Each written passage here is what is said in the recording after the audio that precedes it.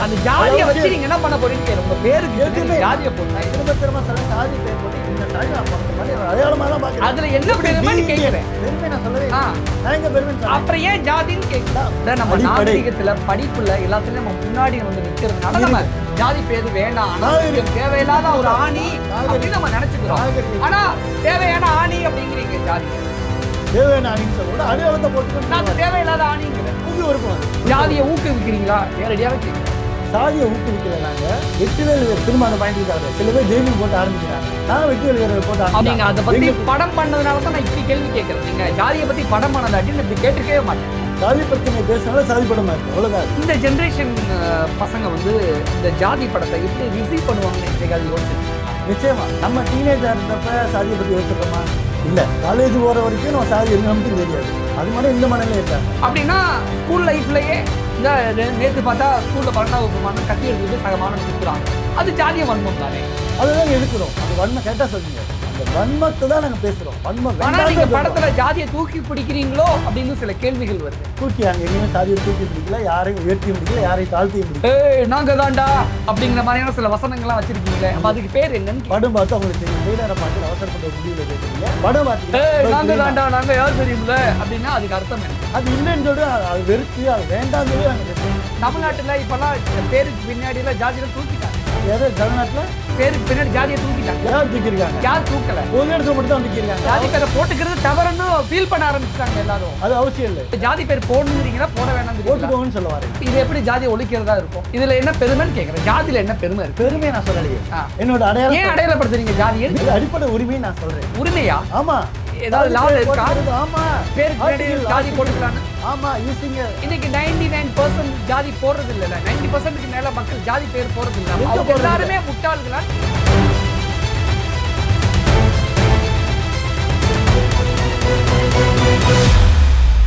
வணக்கம். இன்றைய நமது சிறப்பு விருந்தினர் பழித்திணை அப்படிங்கிற படத்தோட திரைப்பட இயக்குனர் கண்ணன் ராமையா அவர்கள். வணக்கம் சார், எப்படி சார் இருக்கீங்க? வெற்றிவேல் வீரவேல் வணக்கம். நானும் அதை தான் கேட்கணும்னு நினைக்கிறேன். பழித்திணை அப்படின்னு ஒரு ஜாதி படம் எடுத்திருக்கீங்க.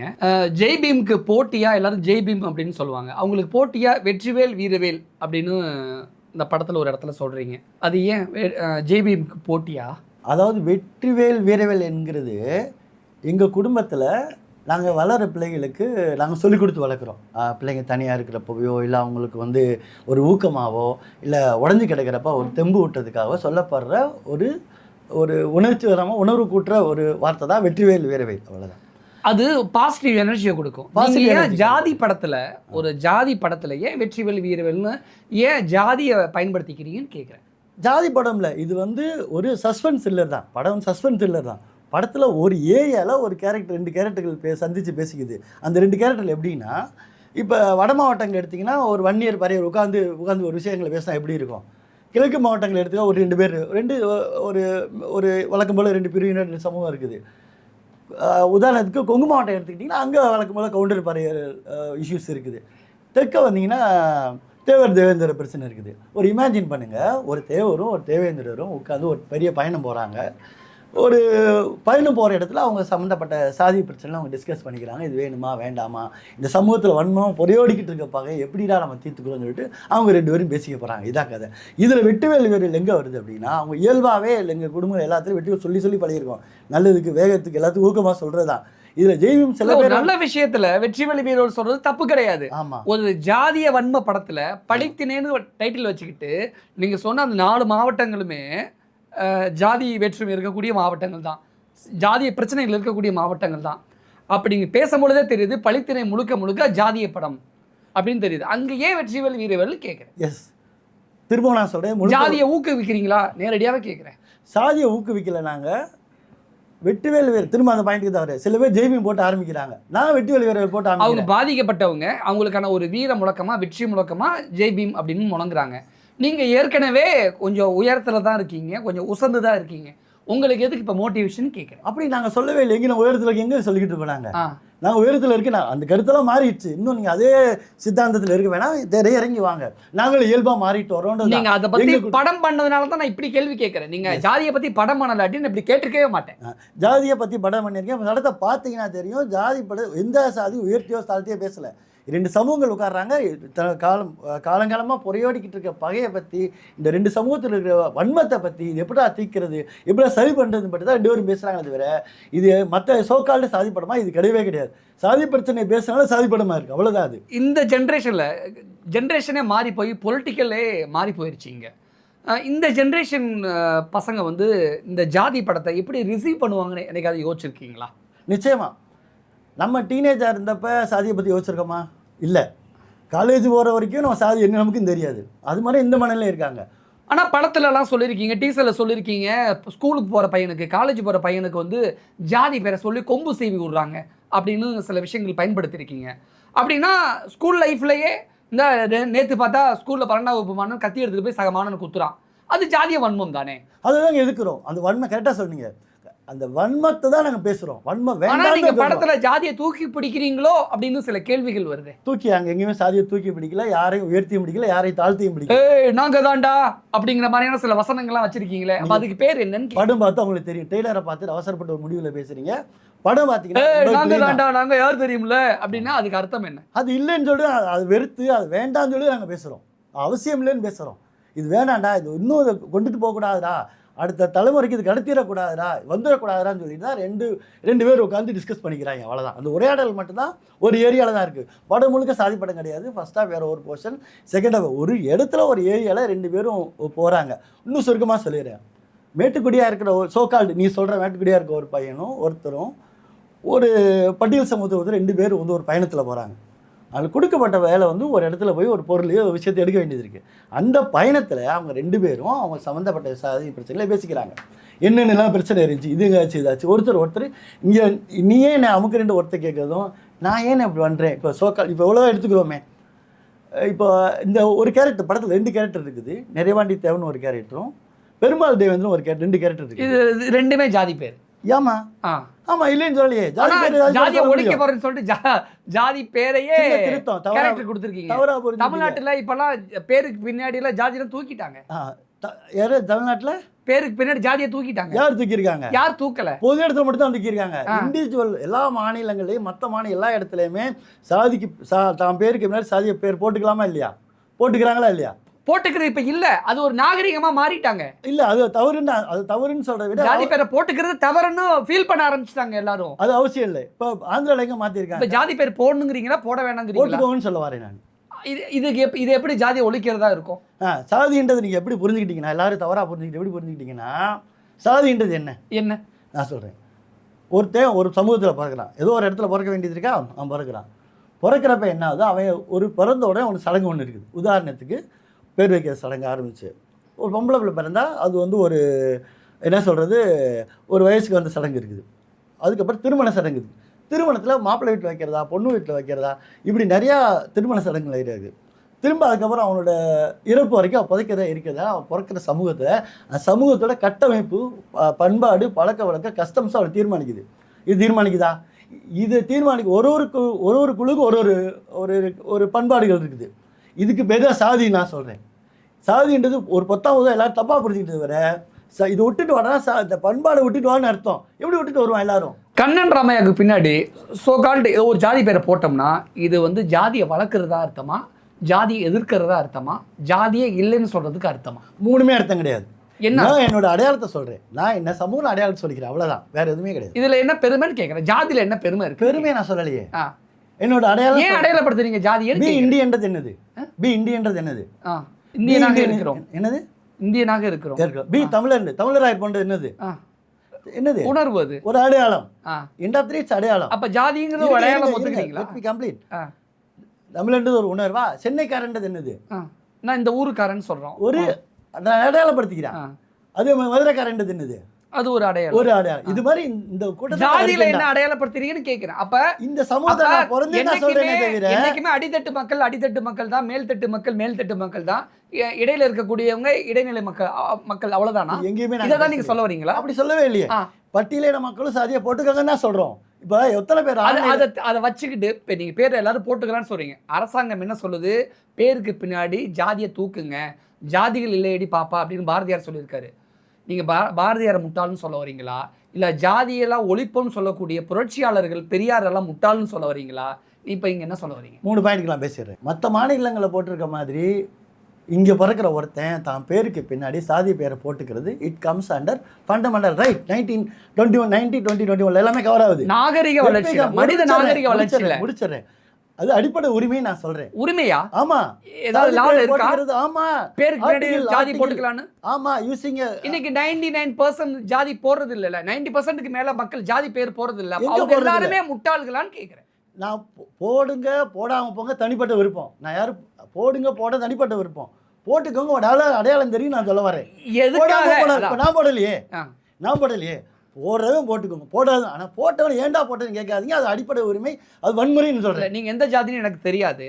ஆனால் இப்போ நீங்கள் உங்கள் பேருக்கு பின்னாடி கண்ணன் ராமையா பேருக்கு பின்னாடி நீங்கள் ஜாதி போகிறது மூலமாக நீங்கள் என்ன சொல்ல வரீங்க? இந்த சமூகம் தான் என் கூட பழகணும் அப்படின்னு சொல்ல வரீங்களா?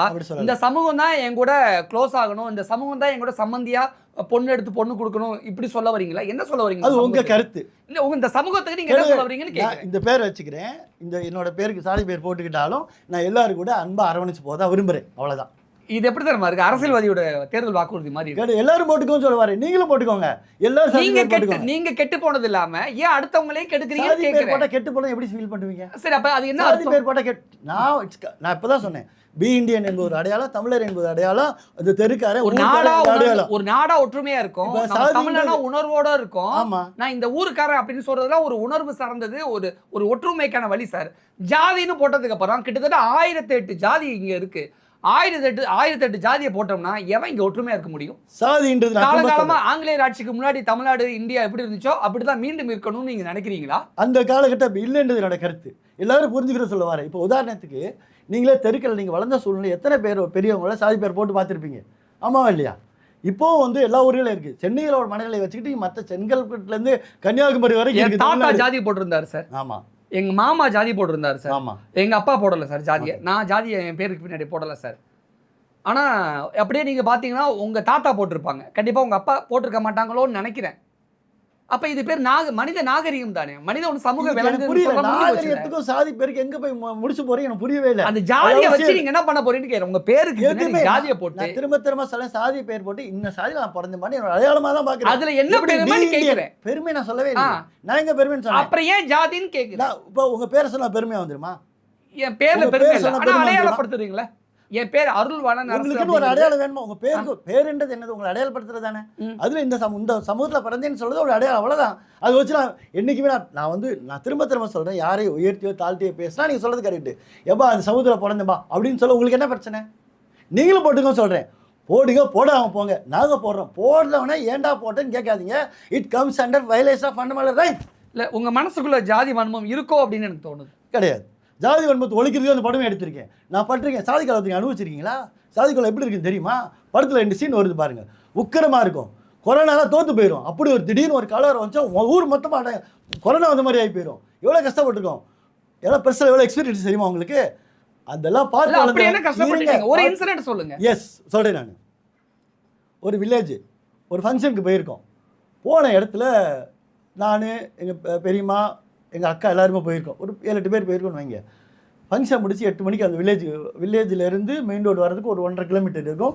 நடுவில் வந்து ஒரு அத்வான ஒரு ரோடு மட்டும்தான் இருக்குது. அந்த ரோட்டுக்கு வந்திருக்கும். ஒரு 8-9 மணி சாயந்தரம் ஆயிடுச்சு. திடீர்னு ஒரு கலவரம். டப்புன்னு சாதி கலவை வந்துருச்சு. பக்கத்து ஊர்களில் எந்த ஊர் மென்ஷன் பண்ண ஊருமில்ல, சாதி கலவை வந்துருச்சுன்னாங்க. பட்டுன்னு எல்லாம் சாதிக்கிட்டாங்க. போடுற பஸ் ஓடான்ட்டாங்க. யோசிச்சு பாருங்கள், வயசுக்கு அந்த பிள்ளைய வச்சு சமந்து வழியை வச்சுக்கிட்டு 9 மணி பஸ்ஸு கிடையாது. திரும்ப போனால் இங்கேருந்து இவ்வளோ தூரம் போகணும். அந்த 1.5 கிலோமீட்டர் பயணம் இருக்குல்ல, அன்னைக்கு புரிஞ்சது. அப்போ சின்ன பையன் நான், என்னடா அது இவ்வளோ கொடுமையாக இருக்குது. அதே காட்டுக்குள்ளே டார்ச் அடிச்சுட்டு வர்றாங்க. பார்த்தா யார் வர்றான், அவன் நம்ம அடிக்க வர்றானா இல்லை அவன் பாதுகாப்பாக வர்றான், எதுவுமே தெரிய மாட்டேங்குது. ஒரு அந்த 1.5 கிலோமீட்டர் எல்லாரும் வீட்டுக்கு வந்து சேர்க்குற வரைக்கும் நாங்கள் பட்ட பாடு. அன்றைக்கி வேடிச்ச ஒழிச்சு தாண்டா அடுத்த வேலை. இந்த வன்மத்தை ஒழிக்கணும்டா. 2 சமூகத்தை வன்மத்தை ஒழிக்கணும்னு சொல்லிட்டு தான் இந்த படமே எடுத்திருக்கேன் நான். 2 சமூகத்தோட வன்மத்தை ஒழிக்கணுங்கிறீங்க.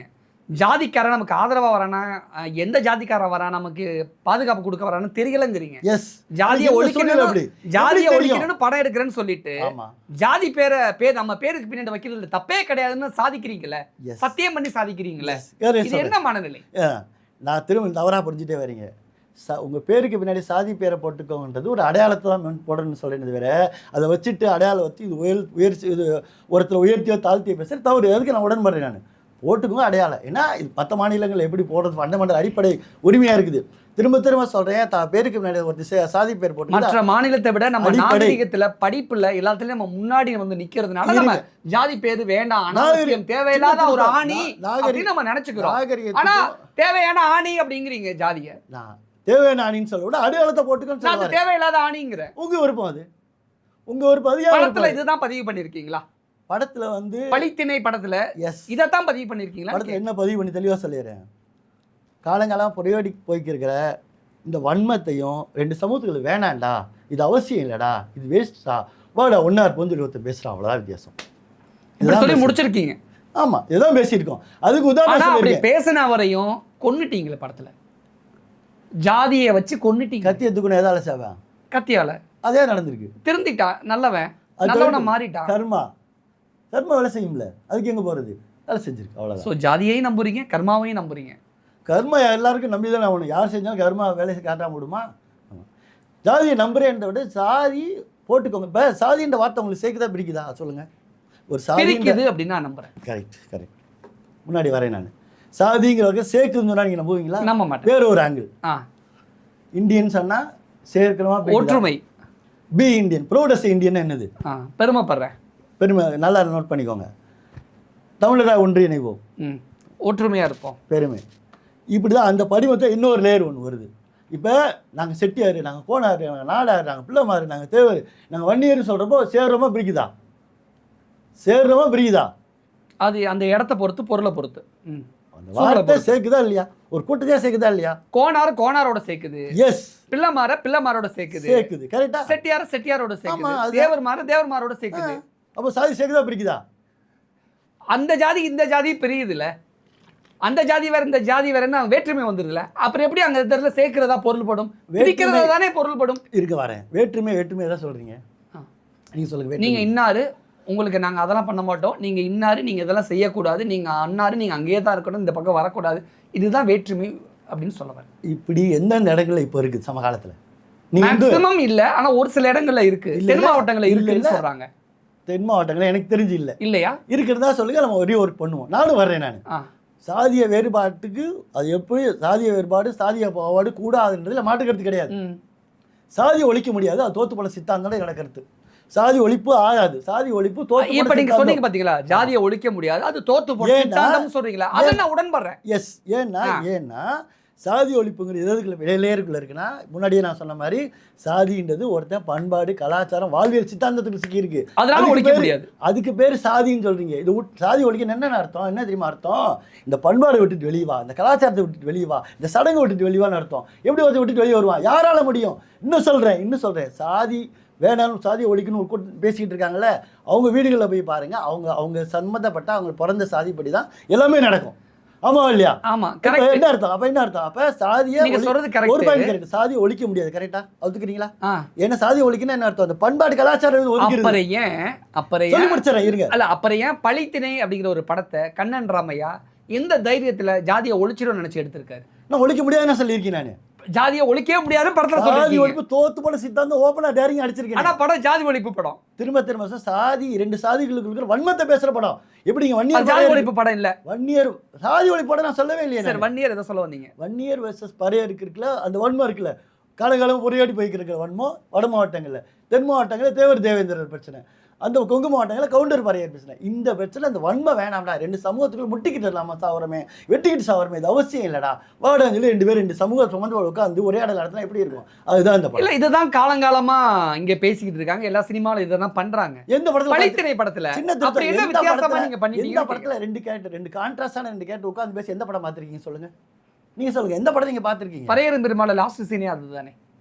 சொல்லுங்க. லாஸ்ட் சீன்ல பிரச்சனை இங்க பேசுறாங்க. இது அப்படி கிடையாது. ஒருத்தர் கேட்குறாள், இன்னும் அழகாக சொல்லிடுறேன்ல. இந்த படத்தில் முன்னாடி நான் சொன்ன மாதிரி நிறைவாண்டி தேவனும் பெருமாள் தேவன் 2 கேரக்டர் உட்காந்து கதாபாத்திரம் பேசுகிறாங்க. நிறைவாண்டி தேவன் யார் அப்படின்னா, மாமன்னன் படத்தில் ரத்னவேலோட இன்னொரு வெர்ஷன் தான் அவர். இது வரைக்கும் தொடர்ந்து சோக்கால் நமக்கு பிடிச்ச நெருக்கமாக நமக்கு பிடிச்ச அன்பான டைரக்டர்ஸு பாரதி சாரு சரி, மாரி செல்வராஜ் சரி, தொடர்ந்து இந்த சமூகத்துக்கிட்ட கேள்விகள் வச்சுக்கிட்டே இருக்காங்க அவங்க படம் மூலமாக. படமெல்லாம் தொடர்ந்து கேள்விகள் எழுப்பிட்டே இருக்காங்க. என்னையே உள்ள விட மாட்டேன்ற, என்கிட்ட பேச மாட்டேன்ற, என்னையே மதிக்க மாட்டேன்ற, தொடர்ந்து ஏன்னா அவன் வாங்கின அடி அப்படி எஸ் பேசிக்கிட்டே இருக்காங்களா? கரெக்ட். அவங்க வாங்கின அடி வலி, அந்த மாதிரியான வலி, அதனால கேட்குறாங்களா? அந்த கேள்வி கேட்டுக்கிட்டே இருக்காங்களா? இந்த கேள்வியில் ஒட்டுமொத்த கேள்விகளுக்கும் தொடர்ந்து தெருவுக்குள்ள பதில் வரணுமா வேண்டாமா? நான் மாடியில இருந்து பாக்குறேன், அவங்களோட வழிகள் எனக்கு புரியுது, அவங்களுக்காக ஆதரவா நான் பேசுறேன். Yes correct. நான் மாடியில இருந்து பாக்குறேன். கண்டிப்பா நான் அதை ஒத்துக்கிறேன். நான் இப்போ பார்க்குறீங்களே தவிர தெருவுக்குள்ள இருந்து ஒரு பதில் ஒன்று வரணும்ல. ஏன்னா தொடர்ந்து பேசிக்கிட்டே இருக்காங்க, ரெண்டு பேரும் ரொம்ப வழியை சொல்லிக்கிட்டே இருக்காங்களே, இதுக்கு ஒரு தீர்வு தண்ட வழி வேணும், ஒரு சொல்யூஷன் ஒன்று வேணும்ல, ஒரு தீர்வு வேணும்ல. இந்த படம் தெருவுக்குள்ள வந்து ரெண்டு பேருக்கும், யார் மாரி செல்வரசாருக்கும் பாரதி சாருக்கும் கொடுக்குற ஒரு வலுவான பதில். வலுவாக தான் சொல்லியிருக்கேன், வலுவான பதில் சொல்லியிருக்கேன். இதுதான் இந்த படத்துக்கு அப்புறம், இந்த படம் பார்த்ததுக்கு அப்புறம் யாருமே இந்த மண்ணில் வந்து என்னை அமுக்கிட்டாங்க, பிதிக்கிட்டாங்க, ஒதுக்கிட்டேன் அந்த பக்கத்தில் சொல்ல மாட்டாங்க. ஏன்னா ஒருத்தன் தான் நியாயத்தை பேசுகிறான், நான் ஏன் இப்படி ஆனேன், ஏன் இப்படி இதுக்கு என்ன காரணம்னு ஒருத்தர் சொல்ல போகிறான். அதனால அவங்க ரெண்டு பேருக்கும் கொடுக்குற கவுண்டர் பதில் தான் இந்த படம். கண்ணன் ராமையாவுடைய அந்த டைரக்ஷன் ஒரு பக்கம் இருந்தாலும், ஒரு டைரக்டர் கண்ணன் ராமையா அவர்கிட்ட சில கேள்விகள் இருக்கு. காலங்காலமாக நிறைய படங்கள் ஜாதியை பற்றி பேசப்பட்டிருக்கு. ஆனால் பழித்தனையில் வந்து முக்கியமாக ஒரு பொண்ணை வச்சு ஜாதியை ஒழிக்கணும்னு நினைக்கிறீங்களா? ஏன்னா ஜாதியை ஒழிக்கவே முடியாதுன்னு சொல்லிட்டீங்க. ஆனால் ஒரு பொண்ணை பயன்படுத்தி ஜாதிய விஷயங்களை பேச வச்சுருக்கீங்க, ஜல்லிக்கட்டு காளைகளை பயன்படுத்திருக்கீங்க. அப்படின்னா உணர்வு ரீதியாக எல்லாம் ஒன்று திரளணும் அப்படின்னு சொல்ல வரீங்களா? அல்லது ஒரு பொண்ணுக்காக இதெல்லாம் நம்ம மறந்துட்டு பழையபடி இருப்போம் அப்படின்னு ஒரு பெண்ணை வச்சு கதையை நகர்த்தி கொண்டுட்டு போறீங்களா? என்ன சொல்ல வரீங்க? அது எதுவுமே இந்த படத்தில் இல்லை. நீ சொல்றது எதுவுமே. அப்புறம் ஜல்லிக்கட்டு காளை ஒரு பெண்ணை வச்சு கதை சொல்ற விதங்கள் ஏன் இதெல்லாம் நீங்க கையாண்டீங்க? ஒரு பொண்ணு இயல்பா தான் வளர்க்குற ஜல்லிக்கட்டு மாடு தொலைஞ்சு போச்சுன்னு காலையில் எந்திரிச்சு காட்டுக்குள்ளே மாடு தேடி போகிறான். அவள் வெரைட்டியாக ஒரு 6-7 பேரை சந்திக்கிறான். அன்னைக்கு விடியல் அவளுக்கு வந்து சுகமான விடியலை இல்லாமல் போயிடுச்சு. அவள் சந்திக்கிற மனிதர்கள் என்னென்ன சொல்லி கொடுத்தாங்கன்றது அவளுக்கு தேவை. மாடை கண்டுபிடிக்கிறது தான் அவளுக்கு சாதி. அந்த பொண்ணு சந்திச்ச அந்த 6-7 பேரும் உங்க வாழ்க்கையில நீங்க சந்திச்ச ஜாதி வெறியர்களா? நான் சந்திச்ச மனிதர்கள் தான் நிறைய பேர் படத்தில் இருக்காங்க. கதை உண்மை கதை. அதான் ஜாதிய வெறியர்களை நானும் வேற ஒரு விஷயத்தில் உள்ள இருக்கேன். நானும் ஒரு கதாபாத்திரமா இருக்கேன். நான் எப்படி ஒரு தேவேந்திரோட அண்ணன்ட்ட உட்காந்து பேசி என்னடா தம்பி இப்படி பண்ண, அவங்க ரெண்டு பேரும் பேசிக்கிட்ட ஒரே ஆடல்கள் தான் இந்த படத்தில் வேற ஒரு விஷயத்தில் இருக்குது. அவ்வளோதான். ஸோ திரும்ப சொல்கிறேன், ரெண்டு சமூகத்துக்குள்ள இருக்க வன்மத்தையும் அந்த புறையோடி கிடக்கிற பகையையும் தீர்க்கிறது எங்கே ஆரம்பிச்சது, எப்படி தீர்க்கிறது, இது எப்படி கண்டினியூ பண்ண விடக்கூடாது, எப்படி அடுத்த தலைமுறை கடத்த விடக்கூடாது அப்படின்னு சொல்லி ரெண்டு பேரும் பேசிக்கிற விஷயங்கள்லாம் இந்த படம். இன்னும் சிம்பிளாக சொல்லிடுறேன். அமெரிக்காவில் ஒரு பிள்ளை பிறகுது. அந்த பிள்ளைக்கு ஒரு ஒயிட் வீட்டில் ஒரு குழந்தை பிறகுது. அந்த குழந்தைகிட்ட வந்து அந்த பேரண்ட்ஸ் வந்து கருப்பின மக்களை பற்றி சரியாக சொல்லி கொடுத்தாங்கன்னா, இங்கே கருப்பினை பற்றி அங்கே இருக்குமா? இருக்காது. சரியாக சொல்லி கொடுத்தேன். ஆல் ஆர் ஈக்குவல், அவனும் ஈக்குவல் அப்படின்னு சொல்லி இந்த மண்ணில் பிறந்த அவனுக்கு எல்லா உரிமையும் இருக்குது, அவனை நீ அன்பாக பார்த்துக்கணும்னு சொல்லி அந்த ஒயிட் பேரண்ட்ஸ் வளர்த்துருந்தா இருக்காது. அதே விஷயம் அப்படியே ஒரு மதத்துக்கு பொருத்தி பாருங்கள், அதே இது இனத்துக்கு பொருத்தி பாருங்கள், சாதிக்கு பொருத்தி பாருங்கள், சால் பிரச்சனை வராது. அடுத்த தலைமுறைக்கு அந்த பகையை வன்மத்தை கடத்திடக்கூடாதுன்னு போராடி எடுத்திருக்கேன். இதுக்கப்புறம் இந்த மண்ணில் சாதிக்கணும் வந்துடக்கூடாது. அவ்வளோதான் பழித்தனையோட நோக்கம். இதுதான் இல்லை. இதுக்கு முன்னாடி வந்து சாதிக்கலை வரத்துக்காக ஒருத்தர் கிட்ட சாதிக்கல் தூண்டுமா படம், ஆமாப்பா நான் சாதிக்கல் தூண்டும் படம் எடுத்திருக்கேன்ப்பா அப்படிதான் சொல்ல வேண்டியது இருக்கும். இதுமாதிரி ஏன் அப்படி சொல்றீங்க? ஏன்னா எத்தனையோ தலைவர்கள் பண்ணியிருக்காங்க, சில அமைப்புகள் பண்ணியிருக்கு. நாங்கள் பட்ட வேதனை, நான் பட்ட வலி, அவனுங்கெல்லாம் முட்டா பயிலுங்க. நீங்க ஏன் அதை சொல்றீங்கன்னு கேட்குறேன். அது செய்யக்கூடாதுன்னா படம் எடுத்திருக்கு. அது வந்துடக்கூடாது. இன்னொரு மண்ணில் சாதிக்கலர் வந்துடக்கூடாது. ரெண்டு சமூகம் கான்ட்ராஸ்டாக இருக்க சமூகம் ஒன்று சேர்ந்து இனிமேல் சககுடிகளாக பயணிக்கணுன்றது என்னோட கருத்து. ஜாதி இருக்கு, ஜாதியை ஒழிக்க முடியாது, ஜாதியை ஒழிக்கணும்னு நினைக்கிறது முட்டாள்தனம். ஆனால் ஜாதிய மோதல்கள் வந்துடக்கூடாதுங்கிறதுக்காக பழித்திணை அப்படின்னு ஒரு படத்தை எடுத்து வச்சிருக்கேன். இதுதான் உங்களுடைய பொருள். கண்டிப்பாக அதிரடியாக நிறைய விஷயங்கள் முன் வச்சிருக்கீங்க. பழித்திணை படம் பார்த்துட்டு மக்கள் என்ன முடிவு சொல்கிறாங்க, மக்கள் என்ன மாதிரியான உணர்வு ரீதியாக எப்படி ஃபீல் பண்ணுறாங்க அப்படிங்கிறத நம்ம பொறுத்திருந்து பார்க்கலாம். நிறைய விஷயம் ஷேர் பண்ணிக்கிட்டீங்க. நன்றி. வணக்கம்.